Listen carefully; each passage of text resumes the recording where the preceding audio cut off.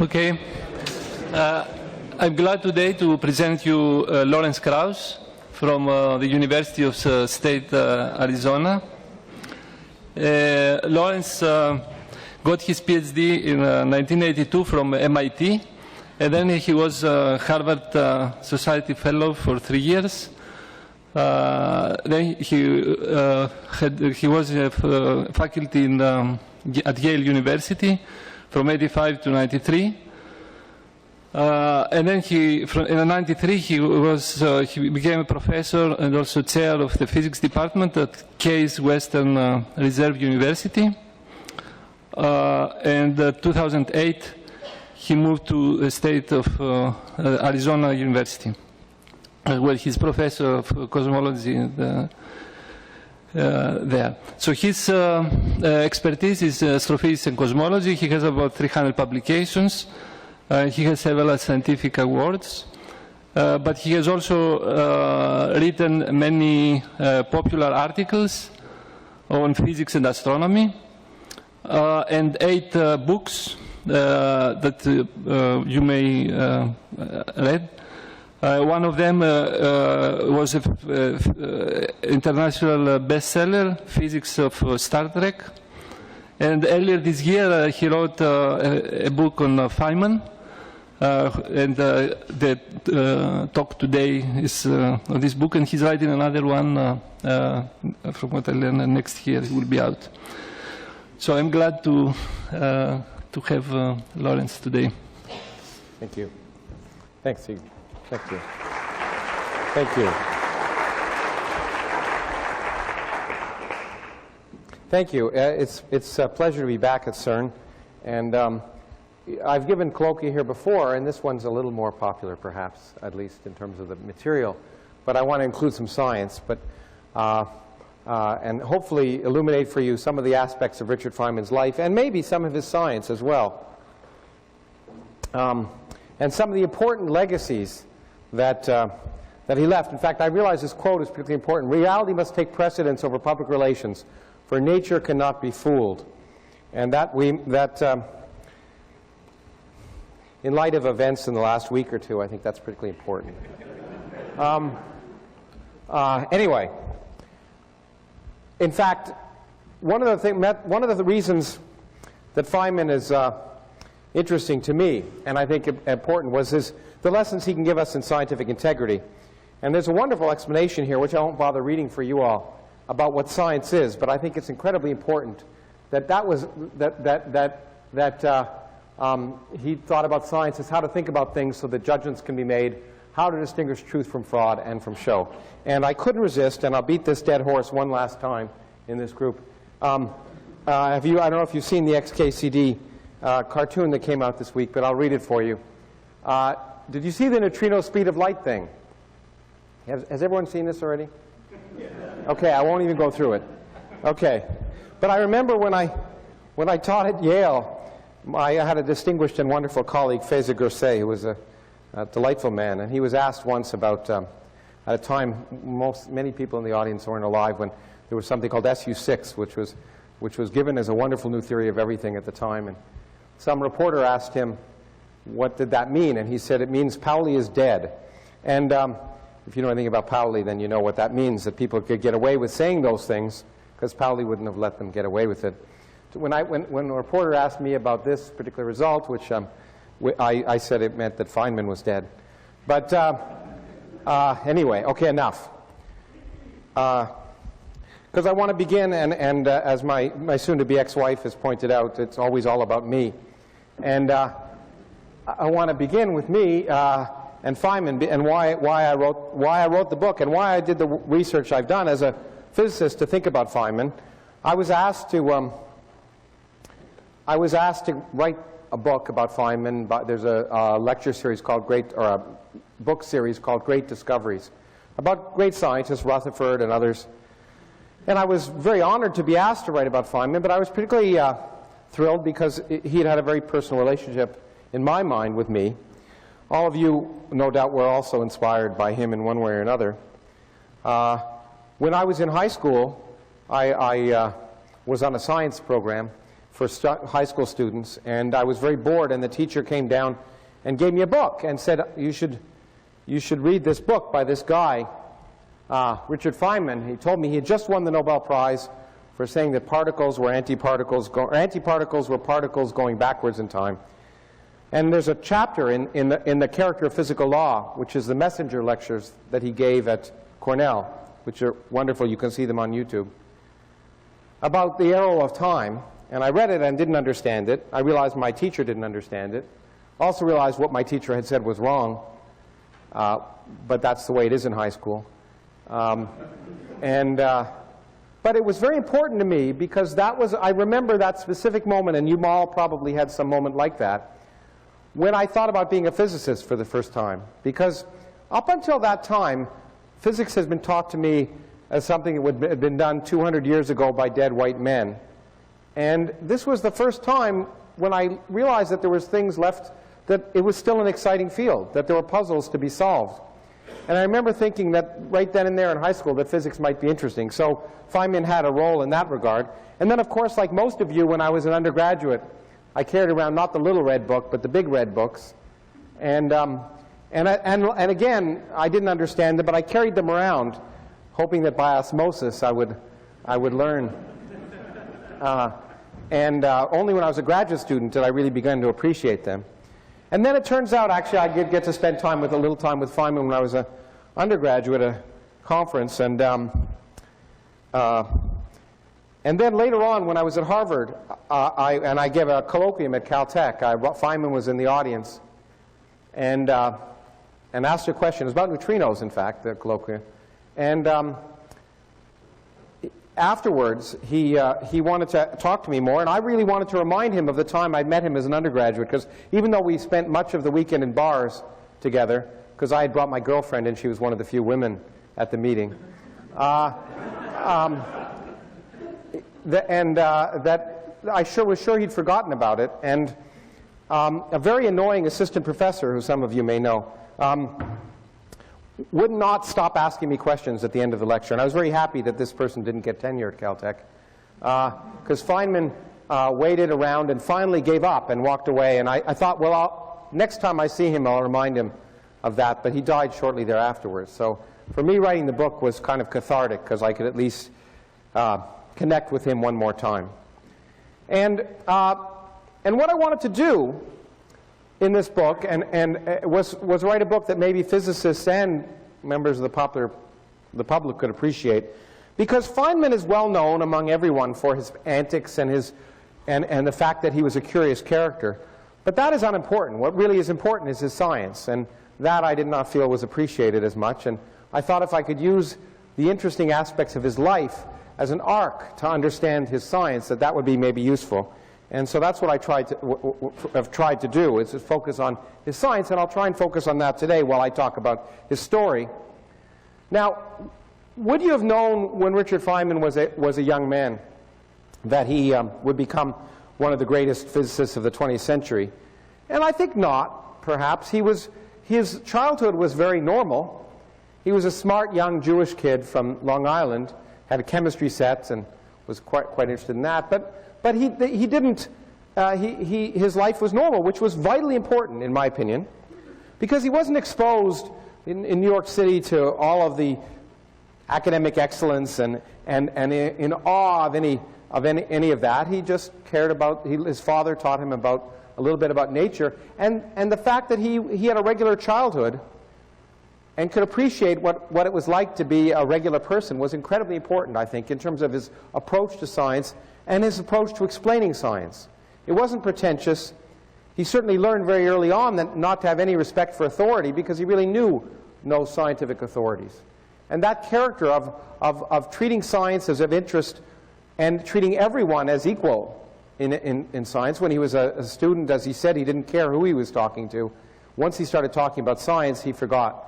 And that character was formed early on. He was able to concentrate for incredibly long periods, and his parents were very concerned about that. If he was trying to solve a problem, he could concentrate for hours, even before he was 10 years old. He had a radio repair business when he was 11, and he became well known for fixing radios by thinking about them. Now, and there's a very famous episode where he, this was in the days of vacuum tubes, and where someone came in and had a problem and plugged in their radio, and it would screech. It was making a noise that bothered everyone in the neighborhood. And Feynman looked at it, and an 11-year-old, he paced back and forth and thought about it, then went and switched 2 tubes, and it worked. Now, the important point here is I'm convinced that Feynman knew right away what the problem was. But he was a showman even then, and he knew how to milk an audience, and he knew to wait and bother everyone while he thought about that. And that was another characteristic of Feynman that was very important in his approach, his being a showman. But the other aspect was he was an incredibly talented mathematician. He tried often later on to hide that fact, but he was talented, and he was also quite organized. When he was 13 years old, he took out a book from the library called The Calculus for the Practical Man.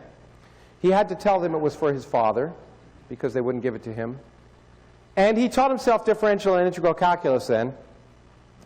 But you can see, these were the notes he made. He was incredibly organized and precise in his note-taking. When in public and in seminars and in answering people's problems, he appeared to come up with answers by magic. And he liked to give that impression. But in fact, there were tens of thousands of pages of notes that he left behind when he died. And one of the reasons he could solve everyone's problems in almost any area of physics was because sometime he had solved them for himself in an organized fashion in his notes. And I know that when I was writing the book, I spent a lot of time with BJ, James Bjorken, who was incredibly important to him, who had spent time with Feynman to demonstrate that there was a lot of work behind the genius, a lot of work in an organized fashion, beginning when he was a young man. Now, I didn't mean to put this in. You all know about the principle least time, so I'm going to skip this up. When Feynman was in high school, something similar happened to him that happened to me. He was bored, and his teacher, he was bored with regular physics, and his teacher said, I want to explain something to you. And Feynman said it changed his view. He was forever in love with this idea, because he realized something remarkable. And it was the principle of least action. The idea that one could describe the motion of a particle on a trajectory not by using Newton's laws, which he learned and had bored him, but by taking the action, the sum of the action, and summing it over a path, and realizing that you could, in fact, derive the trajectory of particles by minimizing this quantity, the action. And moreover, that was exactly identical to Newton's laws. For him, it was fascinating to see that this entirely different way of understanding things would produce the same result. And in fact, in his Nobel lecture, he said that very importantly, that the wonderful thing about physics is that you can understand things many different ways. And each different way of understanding things may produce precisely the same result. But it will lead you in a different direction. And you'll see that's important, of course, in his own physics. But what's also remarkable about this is even though he said he fell in love with it, and it stayed with him for the rest of his life, it really didn't. Because when he went to MIT, Ted Welton, one of his schoolmates, has recalled that whenever he was taking classical mechanics and one used the Lagrangian formulation of action, he'd refuse to do it. He insisted upon using Newton's laws and forces because for him he wanted to understand things physically, and he could picture the forces in his mind. And so he abandoned the action completely. Now, of course, as I'll talk about, it was regaining his interest in action that led him to the Nobel Prize. But another thing that I find quite remarkable is that even in his Nobel lecture, he never made that connection between what led him to the Nobel Prize and that afternoon one day in high school where he was shown the action for the first time. He must have realized it, but he never talked about it. Now, okay, well, I've done it twice here. Okay. I guess so. Now, when he was an undergraduate, he went to MIT as an undergraduate, and he fell in love with several things. Now, many of you may have had this experience. In his first year of physics, he fell in love with the self-energy of the electron. It's probably happened to all of you. And the fact that he cared about this problem, I think, demonstrates in some sense the depth of his consideration of physics. I don't think many undergraduates worry about the self-energy of the electron, but he was worried about the self-energy of the electron in a very classical sense. This problem, really, of the self-energy of the electron had been around since Faraday, even before Maxwell, because it was just the idea of how do you put together an electron. If an electron is a charged shell and you take charge from infinity in different directions, of course, the charge will repel, and there'll be some energy required to assemble the charge. But if you shrink the electron down to a point particle, which it is classically, then the potential energy required to amass that charge is infinite. And so the electron should weigh an infinite amount. And so that infinite self-energy electron, we think of it as a quantum mechanical problem, certainly wasn't. It's a classical problem. And it was well known and understood to be a classical problem, and people simply ignored it, in a sense. I mean, they knew about it, but it bothered Feynman. And he thought the one thing he wanted to solve was this particular problem. So that's the first thing he fell in love with as an undergraduate. The second thing was far more important in a sense, well, equally important, and it was Arleen Greenbaum. Arleen was a childhood sweetheart of Feynman's. A family friend who'd been with his family, taught his sister how to play piano, in fact. And she was everything that Feynman wasn't. She was musical, artistic, outgoing. He was shy and awkward initially. She was at home and at ease everywhere. She was a wonderful compliment to him. And they fell in love, and it was clear to many people that they would get married eventually, and they did. But what's very, very important in my mind in the formation of Feynman the man and formation of Feynman the scientist was that Arleen instilled in him a confidence to do what he believed in. Arleen not only adored him and loved him and appreciated him, but understood him. And I think having that kind of relationship early on in his life was of vital importance to give him the kind of courage that he needed to go his own direction. And if Feynman did anything, it was to go in his own direction in science. And there's a very famous episode where Arleen gave him some pencils. They had a pet name for each other, Putsy. And she gave him some pencils with I love you Putsy written on them to use when he was a graduate student at Princeton. And one day she came to visit and she found him scraping them off, the name. And he said, why? She said, why are you doing that? And he said, well, I don't want to embarrass myself in front of my advisor, John Weir. It's embarrassing. And she said, why do you care what other people think? It became the title of one of the books. And it was vitally important that he realized that he shouldn't care, that what he believed in was important. And I hope all of you, in my own life, that's come rather late, because I have someone in my life who appreciates me in that way and gives me courage to do what I believe in. And it's happened relatively late, and she happens to be in the room right now. But for Feynman, it happened early on, and that was incredibly important. Now, Feynman graduated from MIT. He would have graduated early, in fact. He was going to graduate in 3 years. He'd done all the physics classes, but the university wouldn't let him graduate. And he went to Princeton. He was actually admitted to Harvard without applying, which is a good thing if you can do it, because he won the Putnam mathematics competition, which some of you may have taken. As you know, if you don't know about it, it's one of the most rigorous mathematics competitions in the world for undergraduates, and each university puts together a team of students to work on it. The average number of problems solved in the Putnam math competition is 0.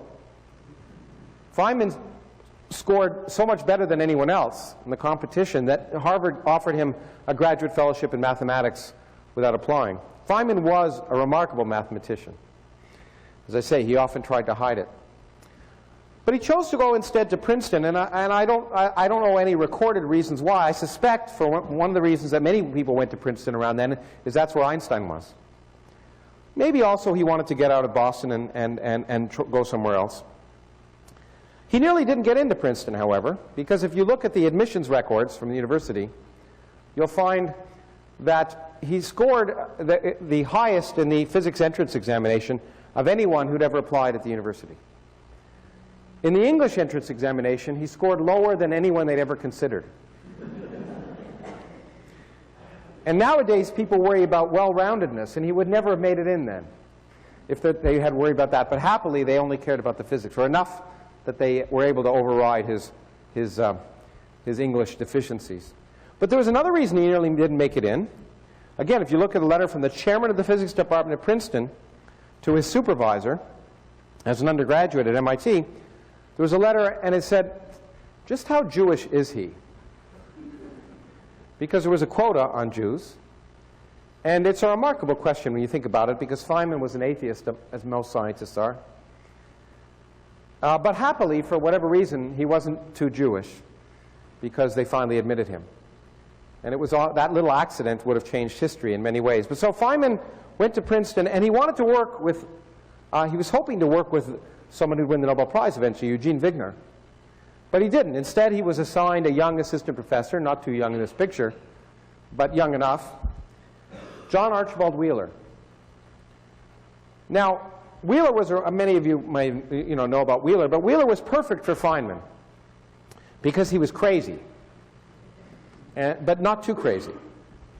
Because what Wheeler did, Wheeler was open to any problem, no matter how crazy, and that's just what Feynman needed. Because Feynman could come in with a wacky notion, and instead of being beaten down by a supervisor, Wheeler would ask him, well, what are the implications of that? And Feynman later on said, an idea may seem extremely paradoxical, but until you check the implications of that idea, you don't know if it really is. And so, in fact, that gave him the courage to propose to Wheeler a solution he had for the self-energy of the electron problem.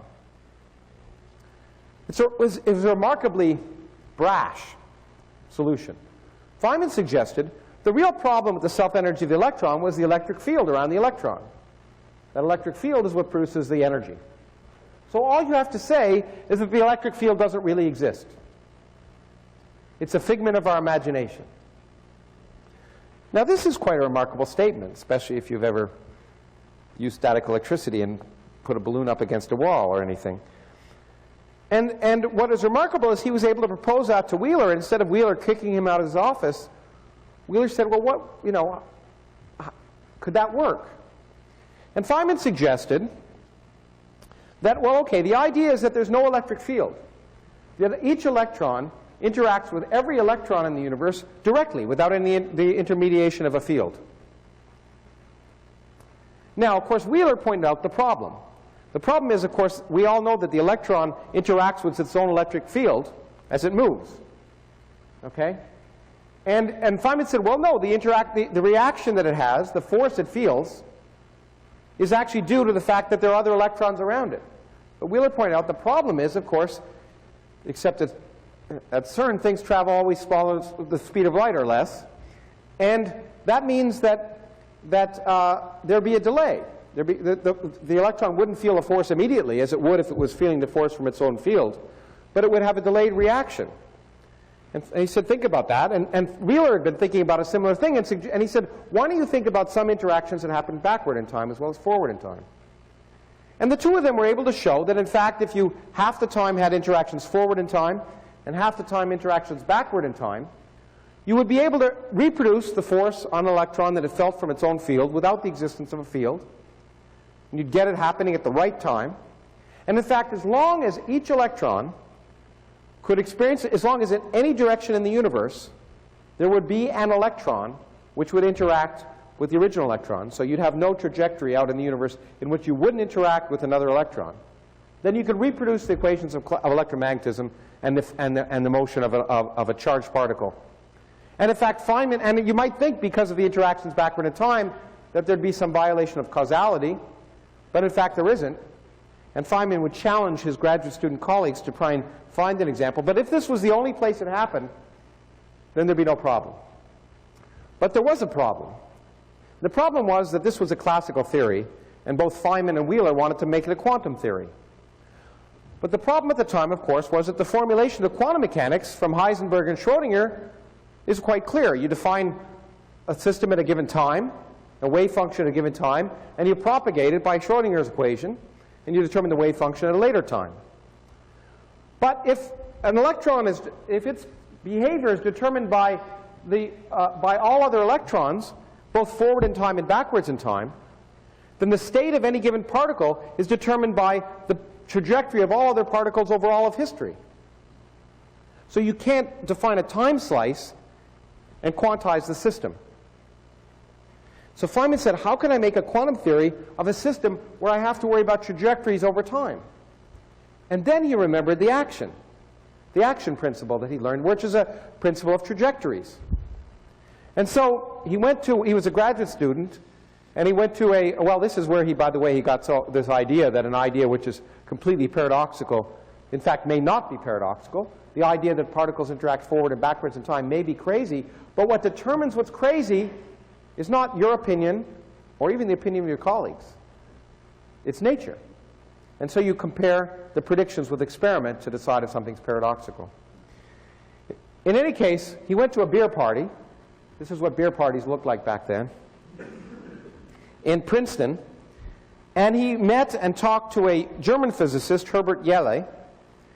And he said, have you ever heard of anyone who derived quantum mechanics using an action principle or has talked about that? And Yelle said, you know, there's this guy Dirac. I think in 1932 he wrote a paper about this. And so the next day they went to the physics library at Princeton. Here's the physics library at Princeton, and Feynman there. And they found Dirac's paper, a Lagrangian formulation quantum mechanics. And in the paper, Dirac had proposed that you could make such a formulation and argued that it should work. But Dirac made an argument, and that was it. So Feynman sat down in front of Yelle, and he took the argument, and he turned it into a specific example for infinitesimal times, and was able to show that from a Lagrangian, you could reproduce exactly, basically, Schrodinger's equation. And so you could actually show that it wasn't just an analogy, that it actually would allow you to derive quantum mechanics. And the first thing Yelle said was, he said, you Americans are so practical. Because for him it was good enough for Dirac to say it should work, but here was Feynman working out the problem in explicit detail to see if it would work. But more than that, he realized that this young guy was pretty smart, because in front of his eyes, he'd just seen him rederive quantum mechanics in a way that no one else had done before. And, of course, that Lagrangian formulation of quantum mechanics with an action principle laid the basis of Feynman's PhD, and ultimately his work that led to the Nobel Prize, as I'll discuss. Now, the other thing I want to point out, and I often spend more time with popular audiences talking about this, here's a later picture of Feynman with Dirac. Dirac was Feynman's idol, which is remarkable when you think about it, because Dirac was as different as Feynman as a human being could be from Feynman. Feynman was outgoing and joking and all over the place. And as you know, Dirac spoke like 400 words in his life. And was serious and took everything seriously. And, but I think it's remarkable that for the public who have a stereotype in their mind of what scientists are, all awkward mathematical geniuses, like Big Bang Theory or something, that it's really important to present these two men as the fact that he was his idol and they're so different. That when science is healthy, it takes all types. And I want to tell you an anecdote, which you may want, there are many Dirac stories you've probably heard of, but my favorite one, which is relevant, and I'm going to tell you so you can tell other people, I guess, is a story that was between Bohr and Rutherford. As you know, Dirac studied in England with Rutherford and then went to Copenhagen as a postdoc. And Bohr wrote back to Rutherford and said, why did you send me this idiot? He doesn't do anything. He just sits in his office. And Rutherford wrote him back and told him a story about a man who goes into a parrot shop to buy a parrot. And he says, I'd like to buy a parrot. And how much is this parrot here? It's very colorful. And how many words does it speak? And the man says, 5 words. And he goes, good, how much is that? And the man says, $500. That's too expensive. What about this ugly bird over here that doesn't really, just sitting in the corner? Well, don't worry about that bird. Okay. What about this bird here? It's much prettier. It has many more colors. How many words does it speak? 20 words. How expensive is it? $5,000. Okay. What about this ugly bird over here? How many words does it speak? Doesn't talk at all. How much is it? $100,000. guy goes, what? This bird is pretty, 5 words, $500, 20 words, $5,000. This ugly bird doesn't speak at all. $100,000. Why is it $100,000? And the man who owns the shop says, that bird thinks. A lesson to many of us. Anyway, Feynman was therefore particularly happy when Wigner later on said about Richard Feynman, he's another Dirac, only this time human. And so Feynman developed his path integral formulation, which in fact I suspect for many of you, it certainly is for me the way I think of quantum mechanics. When I try and have a heuristic understanding of quantum mechanics, it's the notion that particles are doing many things at the same time. And I think in terms of space-time pictures, as Feynman did it, so that one could determine the probability amplitude of a particle going from A to B by looking at all trajectories. And the thing that determined the probability amplitude in the trajectory, as you know, is the action. So the idea was that you look at the action and sum up over all the probabilities and square it and get the probability amplitude. And that was his idea. And it was for non-relativistic particles, but it would reproduce all the equations of quantum mechanics. And for me, the intuitive way I think about quantum mechanics is still that way, is that particles are taking all trajectories at the same time, every different possible trajectory at the same time. Now, Feynman, that was eventually good enough to get his PhD. And it was very important for Feynman to get his PhD because he had decided, and he and Arleen had decided when he got his PhD that he would get married. They would get married. This was a difficult thing to do because his parents did not want them to get married, not because they didn't love Arleen, but because Arleen had come down with tuberculosis and was very, very ill.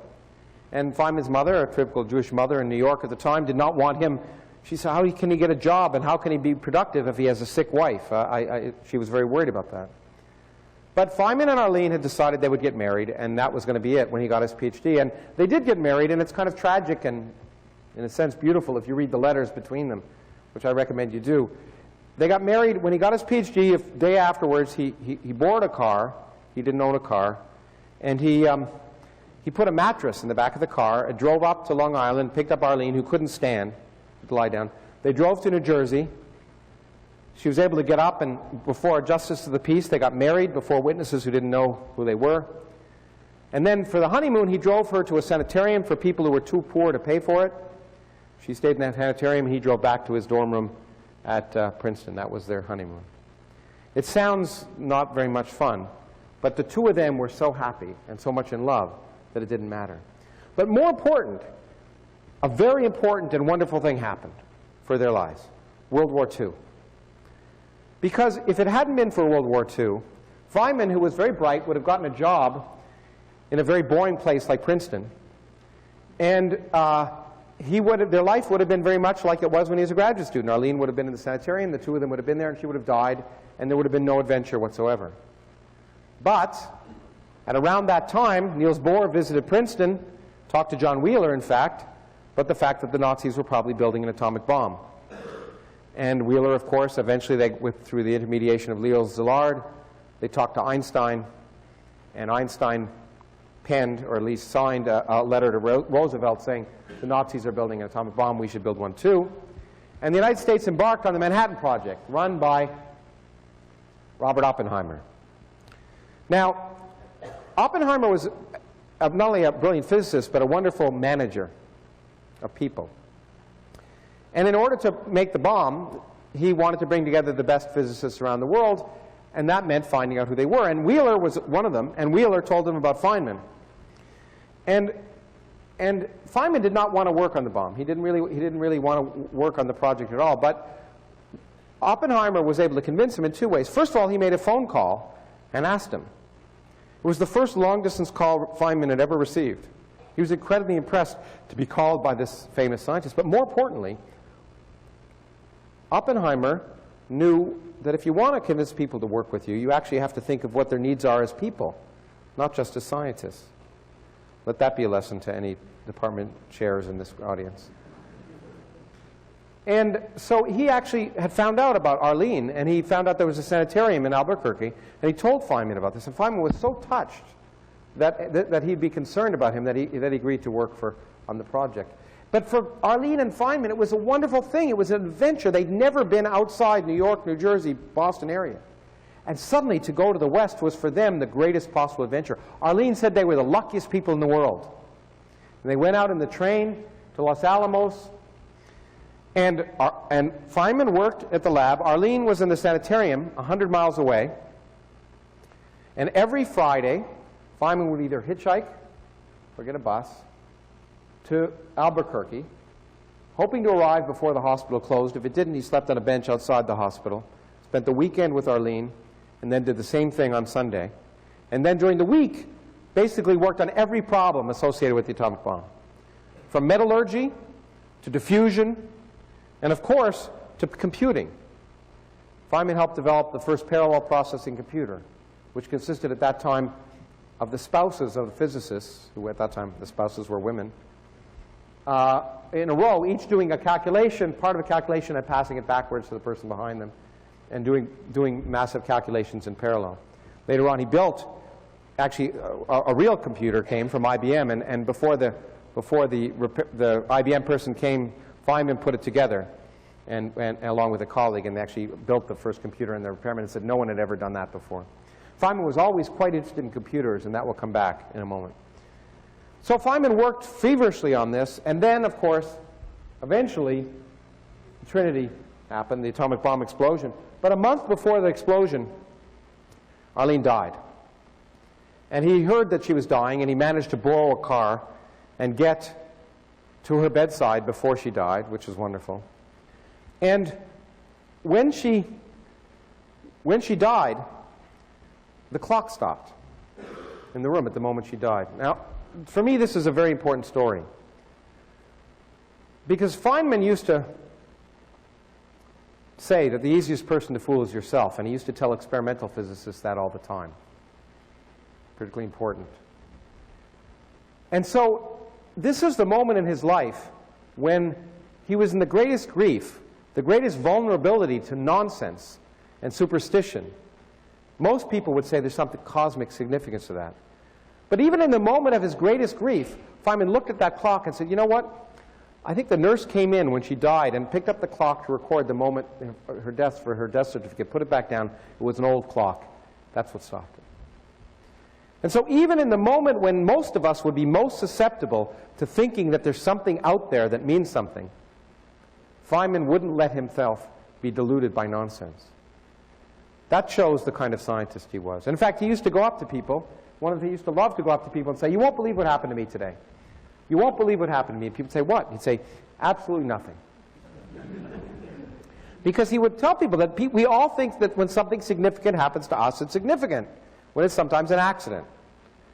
And again, as I say, many experimental physicists here have noticed that. When you are working on an experiment and there's an interesting result, the temptation is to assume the interesting result is correct, instead of trying to convince yourself why it isn't. I'll stop talking there about that. But Feynman worked under the Atomic Bomb Project for Hans Bethe, who of course was the greatest nuclear theorist of his time. And again, Bethe was not just a brilliant, although he was a very unassuming guy, he was not just a brilliant guy, he was also a brilliant manager of people again. Because the other thing that's important to remember, for those of you and some of you who haven't yet gotten jobs, maybe, is that often the first job offer you receive is the most important one, because it's the first time anyone really appreciates you.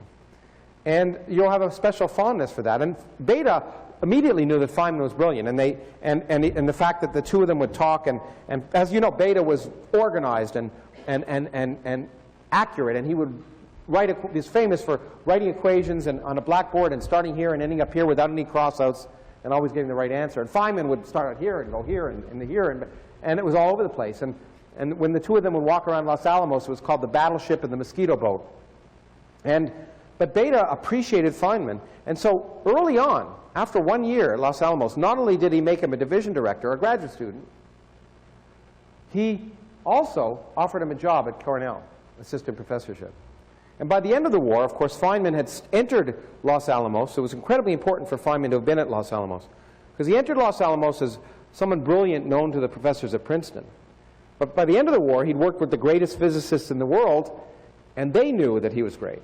And he'd received offers at that time from every major university, but he went to Cornell, the first job offer he got. And he also had immense respect for Bethe, because Bethe also instilled in him the very important result, which Feynman was central to Feynman, which is if you can't calculate something and compare it to an experimental result, you're not doing physics. And that stayed with him forever. And Bethe shared that characteristic. So Feynman went to Cornell and hated it. And if you've ever been to Cornell, it's easy to understand, especially in the winter. But he hated it not just because it was a little town with nothing happening and cold and damp and the rest, but because it was a difficult time for him. His wife had just died. But like many scientists who had just built the bomb, the scientists were seduced by the technical problems during the war and were fascinated by them. But only after the atomic bomb went off did they realize what they'd done. And for Feynman, the impact was not so much sadness as about what they'd done, but the realization that for him the world was over. As he said, what one fool can do, any other fool can do. And he was sure, that, as he knew, the Soviet Union would build a bomb, and he was convinced that would be used. And so he went back after Arleen died to New York City, and he looked at the big skyscrapers, and he just figured there was no purpose in life, really. It would be over soon. He went back to Cornell, and you know, he lived a nihilistic existence. He looked like an undergraduate, even though he's a professor, so he used to go to undergraduate parties and seduce undergraduates, which used to be allowed. And but he also couldn't work. Well, there was a few big problems, and again, many of you can relate to this. But the first problem was in Los Alamos. It was an incredibly exciting time with not deep problems, but immediate problems, real problems. How to design a bomb, how to worry about the diffusion. And these are the problems you could come up with, think about one day, come up with a proposal, and test the next day, and work on the week afterwards. Suddenly, he went from that exciting atmosphere to going back to basically sitting in an office, thinking about issues, as any of you theorists know, where you can sit in an office for years and not come up with anything. And and also, none of us are taught to be professors. Of course, he was a new thing for him. He was a difficult experience. But the other thing that was a problem was that he felt like he was a fraud. 1 year after he got an assistant professorship at Cornell, he was offered tenure at Princeton and at the Institute of Advanced Study, and he had not yet published a paper since the time as an undergraduate. And he said, what, are they crazy? And he was paralyzed by the fact that he felt that the people thought he felt like he was a has-been. He was over the hill. And you know, I have to say, and it may have happened to some of you, that you mentioned that I was in the Society of Fellows, did my PhD at MIT, where there were 300 graduate students in physics at the time, I remember, and no one knew who I was. I got this fancy postdoc at Harvard, and suddenly everyone in the community knew who I was. I hadn't done anything.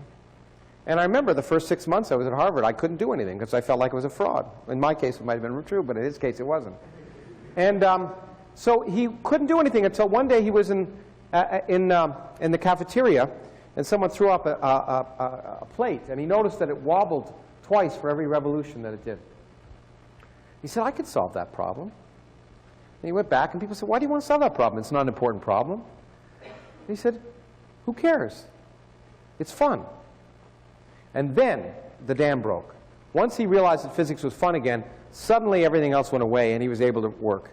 And around the same time, of course, most importantly in physics, an experimental result came out, because experiment drives theory, good theory. And as you know, of course, it was the Lamb shift. The great result that even when you applied relativity to quantum mechanics, as Dirac had done, producing quantum electrodynamics, and you calculated the levels of hydrogen, which were now correct, up to the point where Lamb suddenly was able to improve the experimental accuracy by a factor of over 1,000. Why do you do that? Because he could. Another important lesson that I try and explain to people when they say, why do things? If you're an experimentalist, as all the experimentalists in the audience know, you do things not because theorists say anything, because who the hell cares? It's because you could do it. Because each time you open a window on the universe, you're likely to be surprised. In this case, Lamb could open that window, discovered the fact that when you applied QED at tree level, you got the wrong answer. The answer was wrong by a measurable amount. And you had to do more sophisticated, higher-order calculations. But when you did the higher-order calculations with this relativistic theory, you got infinite answers.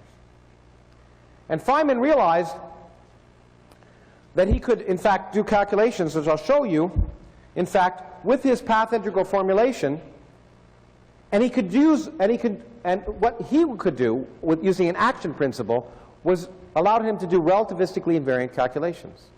Because with the action, of course, you're independent of the space-time labels.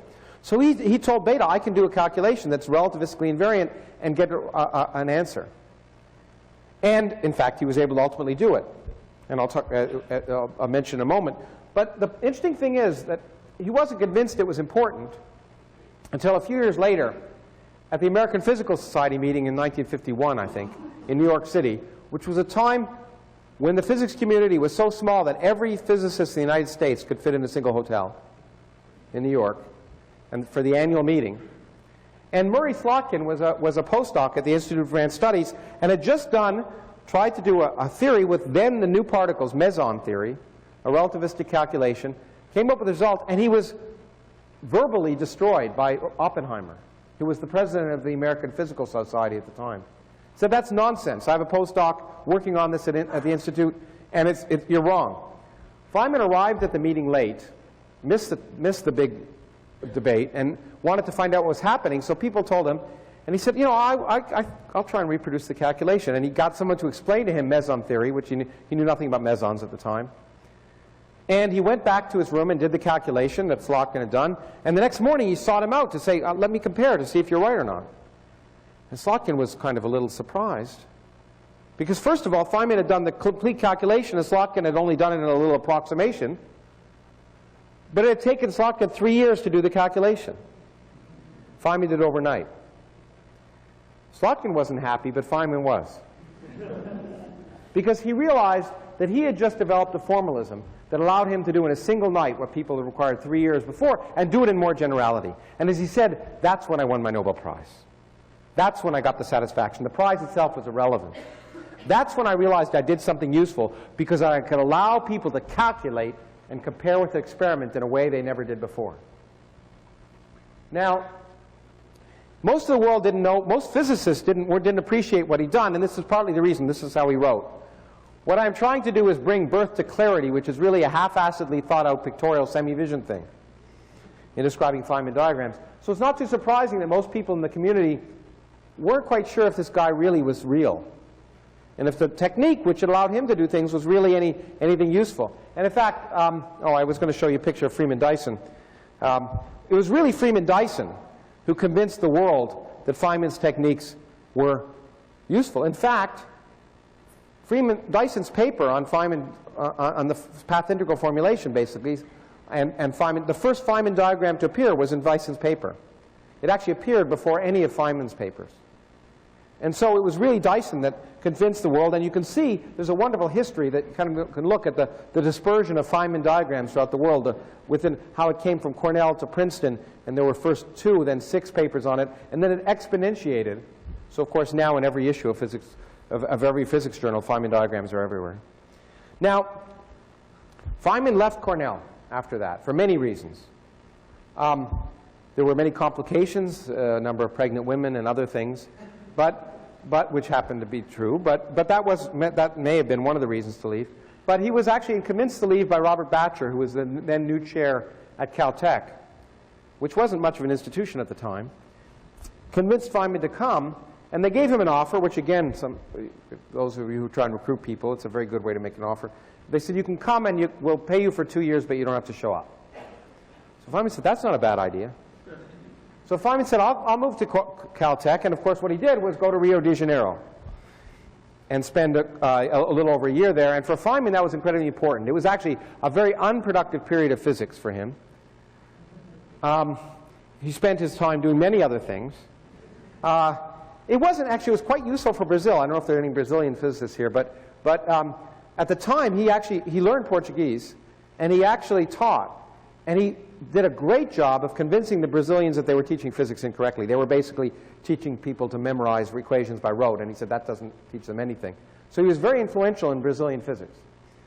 But it was also relevant for him because he didn't have much of a life before that, but in Brazil he learned how to live. And here he is right here. He joined a street group and learned how to, and during Carnival it was a street group of musicians, so he learned how to drum. And of course you all know he became famous as a bongo drum player later, but this is where he first began to learn music. And there are many other things he did there that I won't go into. But he went back to Cornell, he went back to Caltech, and okay. I realize I'm showing you the wrong one. I wanted to have one with a little more science in it. Before I get to this, what he did when he went to Cornell was leave the area of elementary particle physics behind for a while. I've always wondered why he immediately, after doing QED, left behind particle physics. And he went into think about liquid helium and superfluidity. And it's rather fascinating. One of the reasons why I wrote the book, in fact, was so that I could read all of Feynman's papers. Because, as many of you know, but most people in the public don't know, we never go back to the original literature in physics. Why? Because, as you also know, that ideas get distilled and made clearer and simpler, and often it's almost impossible to read the original papers. And I figured that without that motivation, I wouldn't read Feynman's papers.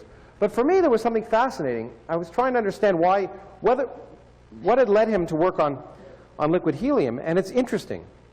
If you read those papers, what you can see is, at the time, meson theory, the particle accelerators were just coming online, and particle physics was a zoo. It was incomprehensible what was happening.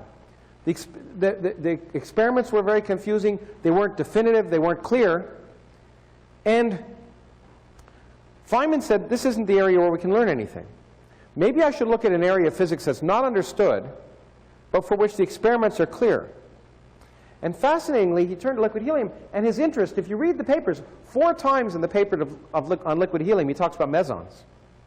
And he says, maybe the techniques I use here to describe liquid helium will be useful in meson theory. Why? Because what he wanted to describe was a strongly interacting theory where maybe you could make an approximation and treat it as a weakly interacting gas. In fact, I was going to show you some images, but they're not on this particular presentation, of his description of liquid helium using just that principle. And of course, as many of you know, that's exactly the idea he later on used in parton theory and QCD. How to understand, to make sense of, at that time, the scaling experiments at SLAC, and understand them by treating a strongly interacting system and approximating it by weakly interacting degrees of freedom. It was the same kind of techniques. So what he was really doing was tooling up. And it's clear to me that he was doing that. As I say, there's no other reason to mention mesons in a discussion of superfluidity. Now, Feynman, of course, came back after that and worked on the weak interaction with Gell-Mann and continued, of course, his love affair ultimately with quantum chromodynamics and parton theory. But he branched out. And in 1960, one of the more important and fundamental papers he wrote was called Lots of Room at the Bottom. It was a suggestion that we should engineer things not based on human scale things, but in fact, if we made machines smaller and smaller and smaller, we would finally be able to make machines that depended on quantum mechanics. And actually what Feynman said is, the reason I want to develop a machine that depends on quantum mechanics to operate is I don't understand quantum mechanics. If I build machines that utilize quantum mechanics in their operation, maybe I'll understand quantum mechanics better. And he was so interested in that, he gave 2 prizes. In 1960, of $1,000, he announced 2 prizes. First, for anyone who would build a motor that was 1/64th of an inch on a side, which at the time he thought was too small to use classical principles. And secondly, for anyone who would be able to write a single page of, say, the Bible on a wafer 1/25,000th of an inch across. And he offered those 2 prizes. $1,000 was 5 years before his Nobel Prize. It was a lot of money. And to his great dismay, someone came up within 6 months, William McClellan, with a regular little motor that satisfied everything. And there was nothing new about it. And Feynman wrote him and said, what you showed me is exactly what I had in mind, I'm a little disappointed that no major new techniques were needed to develop to make the motor. I was sure I had it small enough so you couldn't do it directly. Congratulations. Now don't start writing small. I don't intend to make good on my second prize. Since writing the article, I've gotten married and bought a house. But he did eventually make good on the second prize. 20 years later, a graduate student at Stanford using photolithography did that, and of course then it was $1,000 was trivial, and he gave away the second prize. But of course, in that paper, at the bottom, he was talking about using quantum mechanics for computation. He became fascinated with computers, and in fact, as you know, started talking about what eventually became is the field of quantum computation today in nanotechnology. Now, I think I'm going to skip his hatred of string theory, because I have some friends here who are string theorists. But Feynman's legacy was in many areas of science, not just in the things that particle physicists know about, but, as I say, superfluidity, quantum computing, and of course, ultimately, he was quite interested in quantum gravity, and in fact developed the techniques we use for many other gauge theories in trying to think of quantum gravity, because he was thinking about gravity, and he asked Murray Gell-Mann. He was talking about this problem to Murray Gell-Mann. Murray Gell-Mann said, well, you know, he was thinking about gauge theories, and Murray Gell-Mann said, why don't you think about gravity? And it was the techniques of ghosts and other things that he developed to think about gravity that we now use in all the rest of the gauge theories that we deal with. But his legacy is elsewhere, in many other places. Here's a legacy I want to conclude with two things. Here's from a friend of mine, Craig Venter, who's a biologist, and some of you may know helped sequence the human genome. Venter and his collaboration developed also the first synthetic genome, building it letter by letter. And in order to demonstrate, importantly, that it was human-induced, in case it was outside the laboratory, in the genome are various quotations embedded. And there's one from James Joyce, and there's one here from Richard Feynman. What I cannot build, I cannot understand. And after he announced the genome, the Caltech archives gave him showed him Feynman's blackboard on the day Feynman died. And here are two things on his blackboard. Know how to solve every problem that has ever been solved, and what I cannot create, I do not understand. So they got it wrong, the quotation. But you see, the important point here is it doesn't matter, because this genome will mutate. And one day, it will get the quotation right. But the most important legacy that I think that Feynman can give us is the courage to be a scientist, to go where you believe you should go, independent of what people say, and be governed by nature and nothing else. And so I want to leave you with the legacy of Feynman, as Feynman himself would say it. So here's Richard Feynman. You see, one thing is I can live with doubt and uncertainty and not knowing. I think it's much more interesting to live not knowing than to have answers which might be wrong. I have approximate answers and possible beliefs and different degrees of certainty about different things, but I'm not absolutely sure of anything, and then many things I don't know anything about, such as whether it means anything to ask why we're here, and what the question might mean. I might think about it a little bit. If I can't figure it out, then I go to something else. But I don't have to know an answer. I don't feel frightened by not knowing things, by being lost in a mysterious universe without having any purpose, which is the way it really is, as far as I can tell, possibly.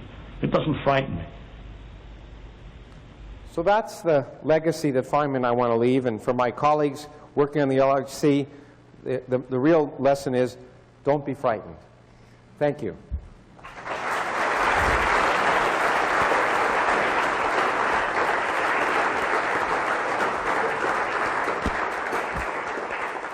Are there time for some questions? Yes, thank you very Okay, much. questions? Sorry, I meant to have a few more scientific slides in there, but they weren't in. But anyway. Any questions about Feynman's physics or his life? From anybody? Yes? There's a kind of an apocryphal story that gets around that one of the ways in which Richard Feynman asked brilliant questions in someone else's seminar was that he had prepared exhaustively The answers? the answer. Well, you know, there are a lot of apocryphal stories about Feynman. And Feynman liked to create the myth of Feynman. There's no doubt about that. I don't think, everything I know about Feynman, however, would not suggest that he would do that. He went to seminars because he was interested in learning. In fact, I mean, if you knew Feynman, the most amazing thing, it was like Fermi. These two physicists were the same in the following way. When they showed an interest in what you were doing, first of all of their attention would be on you. And there was nothing as flattering as having all of Feynman's attention on you, or Fermi's in that regard. But he would go to every seminar and ask questions. And in fact, Barry Barish, who many of you know here, in the book I have a few reminiscences from Barry,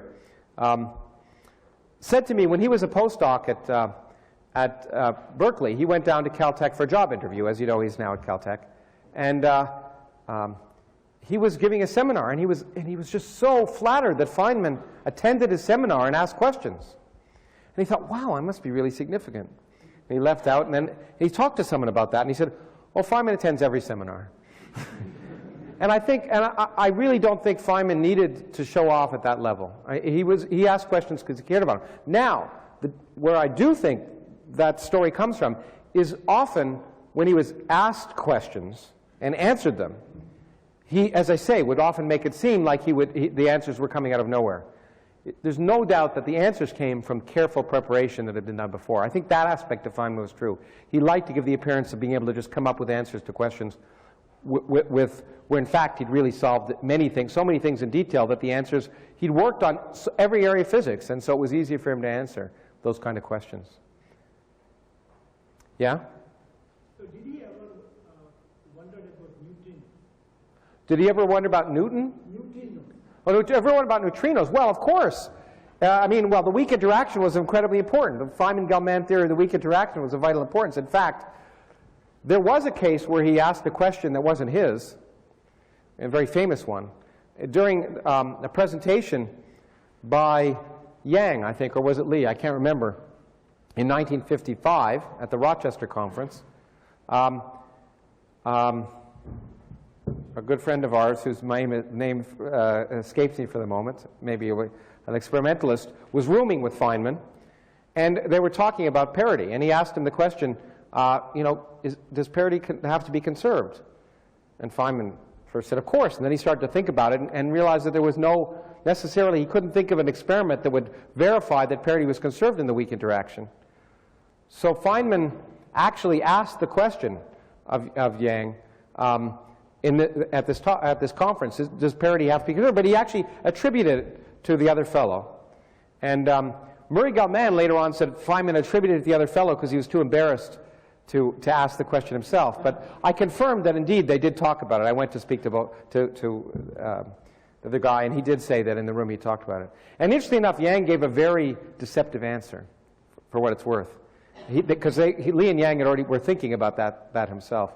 And Feynman later sort of beat himself up, and his sister, who was a physicist, by the way, beat Feynman up a lot, because she said you knew enough that if you were interested enough in actually reading the literature, which Feynman never did, you could have actually realized that parity was not conserved and proposed the experiment, which is exactly what Lee and Yang did. And so she encouraged him to actually think about it. And it was later on when he had an idea for a two-component neutrino theory of the weak interaction, and Gell-Mann had the same idea, that Feynman actually got excited enough to write it up.